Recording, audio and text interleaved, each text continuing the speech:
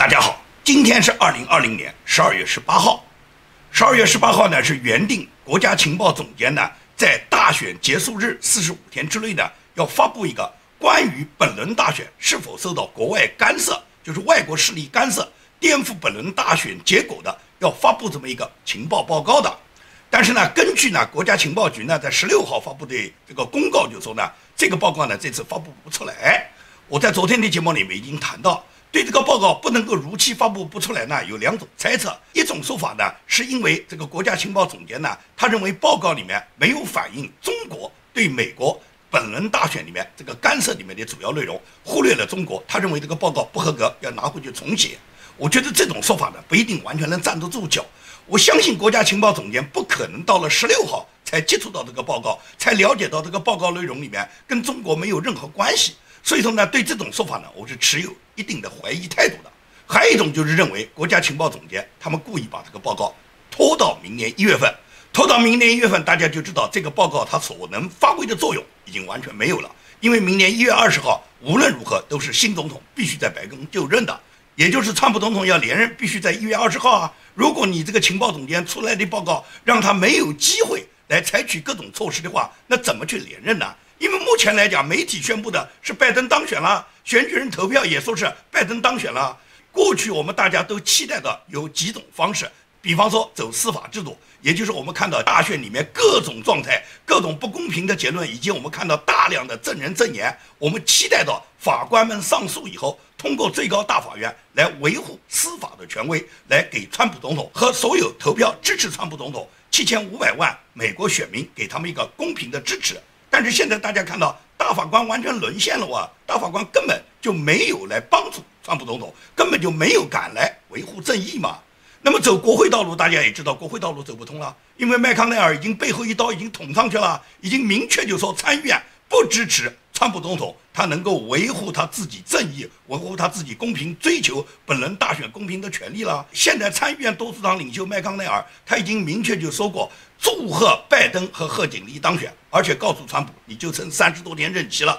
把这30多天任期混混过去就算了。这是麦康奈尔明确的态度啊。所以说麦康奈尔的这番表态，实际上就让我们看到走议会道路也走不通。你期待着1月6号以后，美国议会、国会讨论以后，能够对今年新总统选举方面能给出一个公平的结论，是完全没有可能了。也就是司法道路走不通，国会道路也走不通啊。那川普总统就依赖着情报总监能够出台一个重大的情报，能在这个情报里面让我们看到是外国势力对美国进行了干涉。因为外国势力进行了干涉，毫无疑问来讲，川普总统可以发布行政令的，根据他的这个军管的行政令，是可以对外国势力干涉的所有叛国者可以抓捕的。所以这个情报很重要啊。但是这个情报今天没有出来，也就是说川普总统维权的道路是非常非常难的。一个国家总统啊，全世界最伟大的总统啊，居然都要维权啊。今天早晨，川普总统的大律师林伍德律师发布了一个推特，这个推特上明确就说到，首席大法官罗伯茨他涉及到腐败，他应该立即辞职。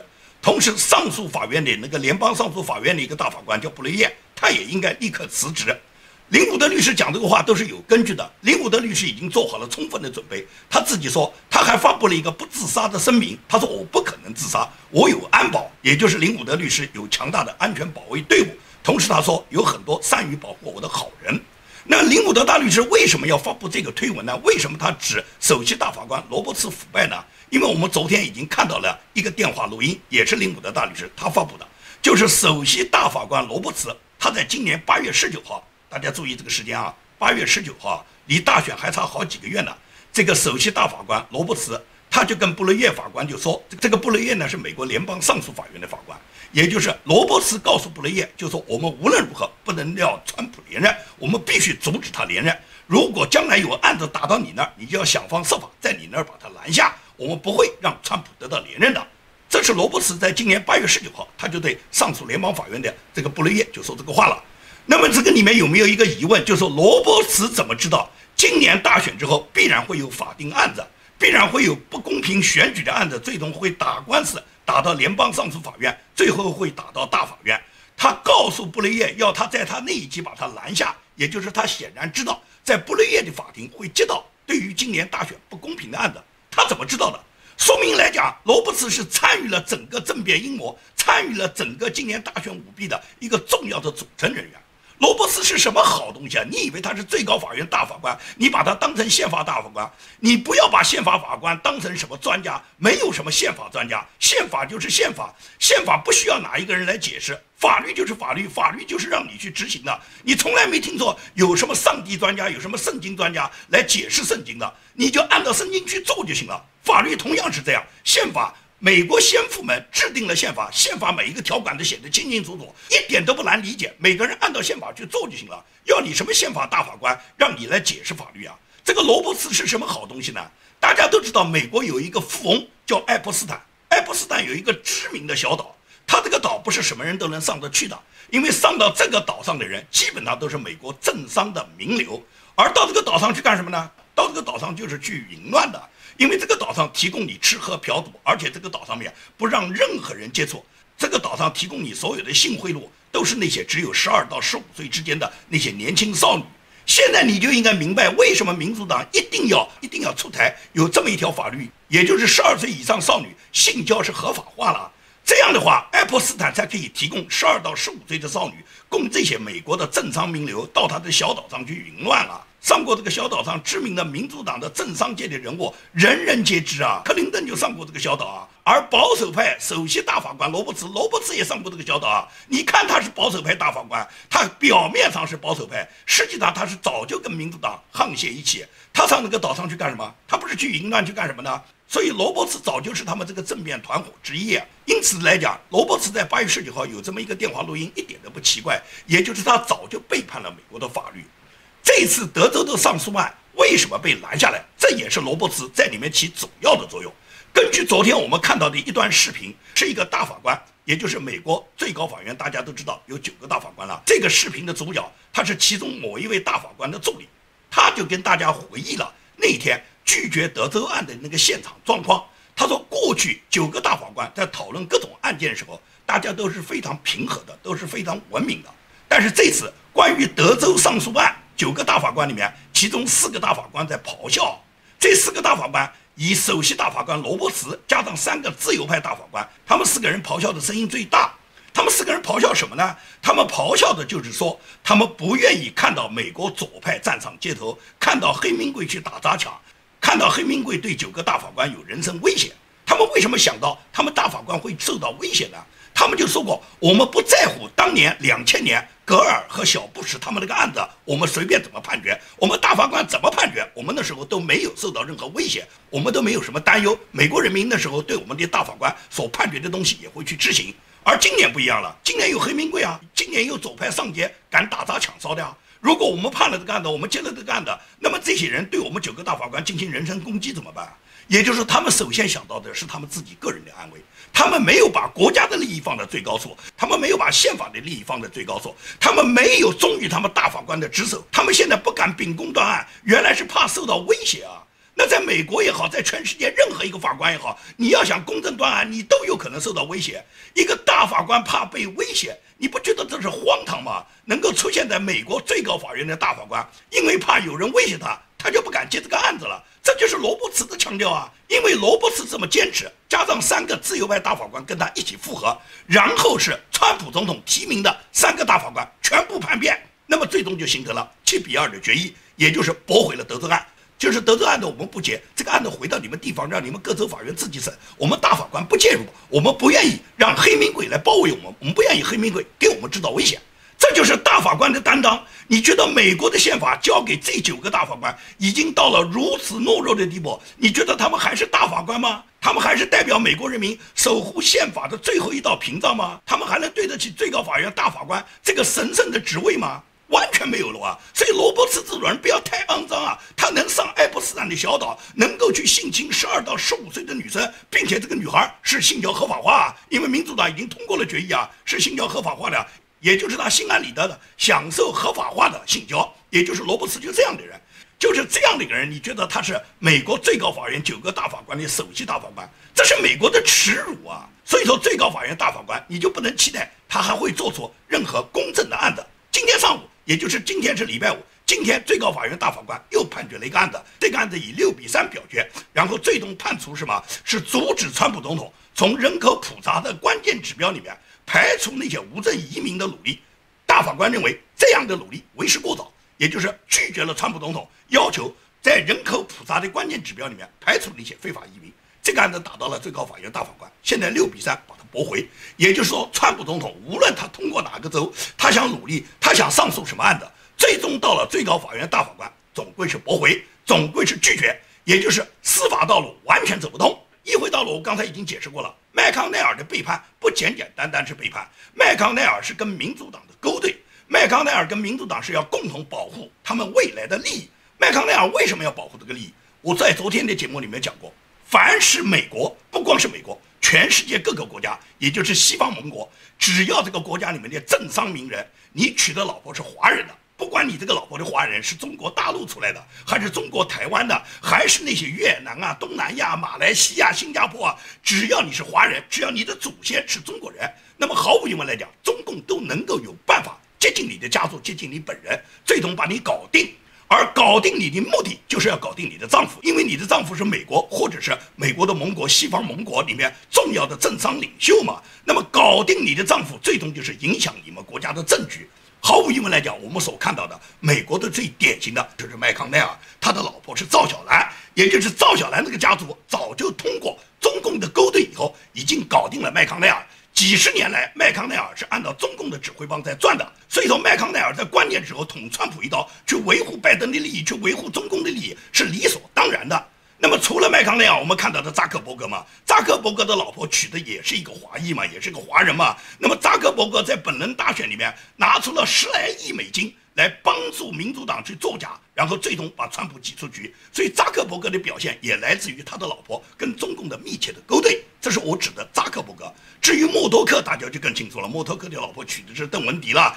邓文迪嫁给默多克以后，这么多年来可以讲深耕美国政坛。在美国政坛，邓文迪是没有哪一个大款他交不上去，没有哪个政商领袖他升不进去。所以说，由于邓文迪的功夫，导致了默多克他所控制的所有的新闻媒体都是一边倒的去抨击川普，一边倒的去踩川普嘛。这个现象不是很明显吗？所以这些例子我不要举那么多，大家一看就明白了。因此，在这种情况下，可以讲美国绝大部分的媒体也好，政商领袖也好，除了民主党控制的这个途径，那么中共它所渗透到的每一个环节，包括共和党建制派大佬，到了这个时候都是属于对川普是落井下石、众叛亲离的关系。因此来讲，川普总统要维护正义是非常非常难的，而且整个媒体他除了一边倒的去抹黑川普之外，另外还会嫁祸于人啊。最近整个海外媒体，尤其是美国的媒体，不断地去登亨特拜登他这个硬盘门的事情，而且他们在背后把他嫁祸为川普，说是川普干的这个事。因此，川普总统昨天他就发表了一个推文，他在这个推文里面就说：“我与拜登家族这次的潜在起诉没有关系，这只是更多的假新闻。”其实我所看到的这一切的发生，都觉得很悲哀，因为最近媒体可以讲铺天盖地的，尤其是主流媒体啊，在爆料拜登和拜登家族就亨特拜登的各种丑闻。这种丑闻他们都想办法要嫁祸川普，其实是拜登身边的人急不可耐，希望呢给拜登制造各种丑闻，以后让拜登接棒以后，很快把拜登弄下台，让贺锦丽上。让贺锦丽上了以后，最终任命奥巴马为副总统，然后贺锦丽和奥巴马继续搞烂美国，把美国腐败下去，这是他们民主党最大的阴谋。有很多人不同意我这个说法，说是民主党也是为了美国好，凭什么就说民主党执政就是为了搞乱美国？那你说民主党不是搞乱美国？请问拜登他宣称上台100天之内就把2100万非法移民就让他合法化，这不是搞乱美国是什么？这2100万非法移民都是来自于全球各地的那些贫苦国家的，尤其是那些有暴恐国家的大量的这些移民。这个移民里面暴恐分子和罪犯非常多。这2100万非法移民，拜登马上就让他们成为合法公民，马上就给他们发绿卡。你觉得这不是搞乱美国国家是什么呢？而且拜登还宣布向所有的邪恶国家开放他们的签证，也就是川普总统他已经严厉禁止给世界上几个邪恶国家，对这些邪恶国家是关闭他们的签证的，像伊朗啦、索马里啦、叙利亚啦这一类的邪恶国家，川普总统是关闭他们的签证，不允许他们国家任何人到达美国的。而拜登他明确就说，上任第100天之内就会开放对这些邪恶国家的签证。他目的是什么呢？就是把全世界最邪恶的人全部引到美国国家来。你觉得这都不算把美国国家搞乱，还有什么算把国家搞乱呢？打个比方说，就是你自己生活在一个村里面，你们选的那个村长，他把你们隔壁的所有邻村的那些流氓无赖、那些强奸犯、那些抢劫犯，全部引到你们村里面，到你们村里面烧杀抢掠，然后你说还不是把你们那个村子搞坏吗？所以说拜登就是这么干的嘛，民主党就是这么干的嘛，他们的政策就在这，他们要把这个大量的非法移民全部引到美国来，把美国的国境大开，要把边境墙拆掉，要让所有的邪恶国家的人可以到达美国来，并且把现在已经到达美国的2100万这些非法移民全部给他们身份啊，目的就是把美国搞瘫痪嘛，就是把美国从过去传统的遵循基督教的国家，能够把它变成一个大杂烩嘛。美国的传统，美国的宪法是给什么人制定的？美国的宪法200多年来之所以优越，是因为美国这200多年来，他所培养的、所遵守这个宪法的，都是遵循上帝、遵循基督教，是那种自身自律修养都很好，而且能按照基督文化来成为他们自己行为准则，成为他们自己心中信仰的那批人。这些人现在不存在了，现在大量的这些非法移民，包括拜登马上要发给绿卡的这个几千万非法移民，他们都不认你的基督教，他们是带着邪教来的，他们里面还有大量的共产党混进来的共产邪教分子，这些人要把美国染红的。所以说这些人他们到了美国以后，他们就是要砸烂美国的制度。美国的学校里面已经多年进行了仇恨教育，培养了一大批美国的年轻人是仇恨美国的历史，仇恨美国的文化，他们最终就是要搞乱美国。所以说民主党的政策放在这吗？我说民主党毁害国家，这不就是民主党的政策在这吗？你看看他的政策，你认为这个政策还不是把美国毁坏吗？所以说为什么川普总统他在2016年他初次竞选时候，他就不断地喊出这个口号，知道美国的再次伟大。很多人都在想，美国好好的，不是很伟大吗？军事世界第一，国防世界第一，经济世界第一，美国科技也是全球第一，已经那么伟大了，已经第一了，还要知道什么再次伟大？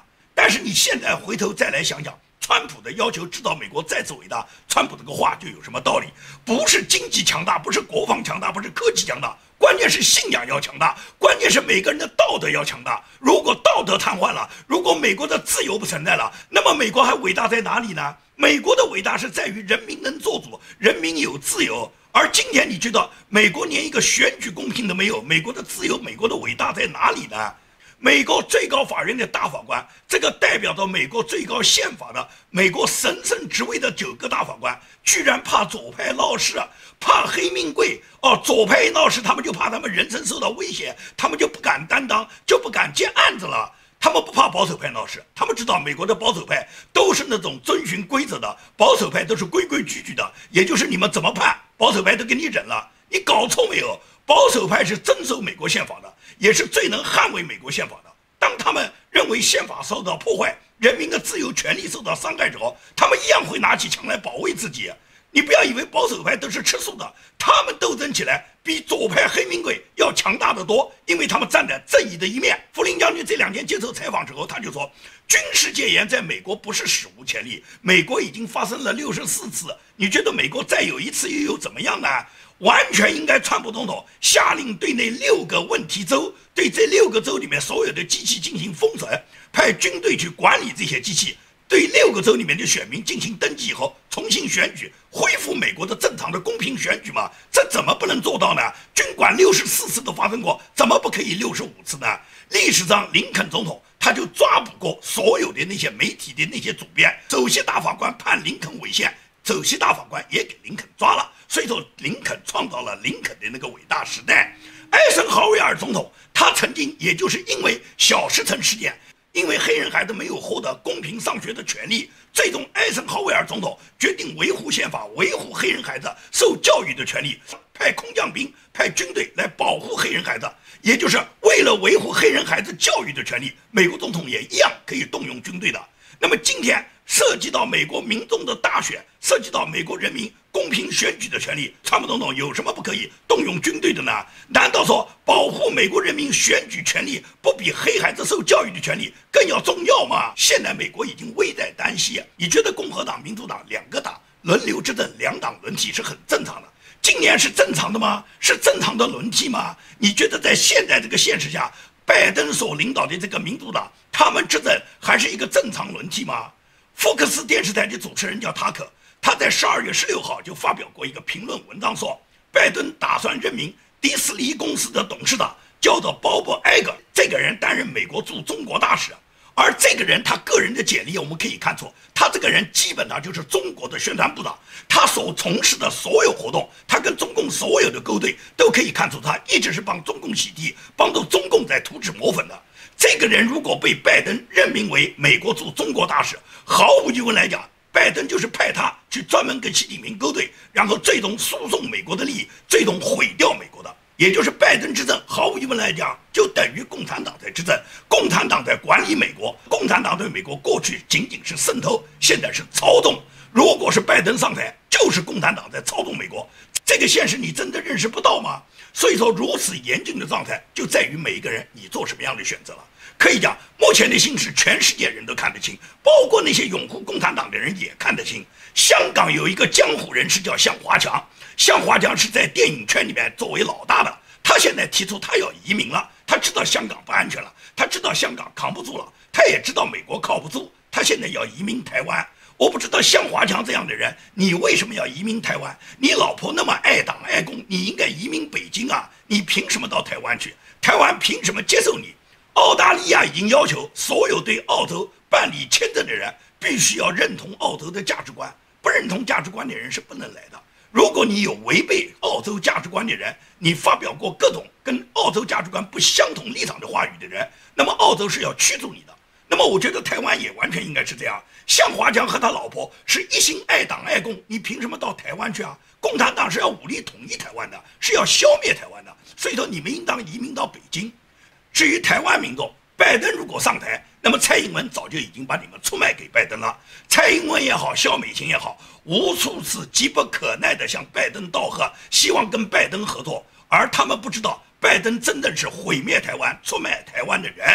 中共绝对不会放弃拜登执政的这个过程中，习近平抓住这个时机，武力统一台湾，因为习近平一直想武力统一台湾的。中共几十年来都做武力统一台湾的计划，但是始终下不了手，始终没有成为可现实的、可操作的方案。过去有过这个想法，但是这个想法每次都不成熟。那么到了习近平上任以后，习近平有这个野心。习近平之所以想连任，习近平想搞终身制，就是希望中共的元老给他时间。他跟中共元老解释的理由就是，我会把台湾给你们收回来，所以你们给我任期，给我时间。那么中共元老在他这个承诺下，中共元老也没办法，因为习近平现在已经完全信任了他个人独裁的这个局面，他不想退，他觉得他自己完全可以终身制。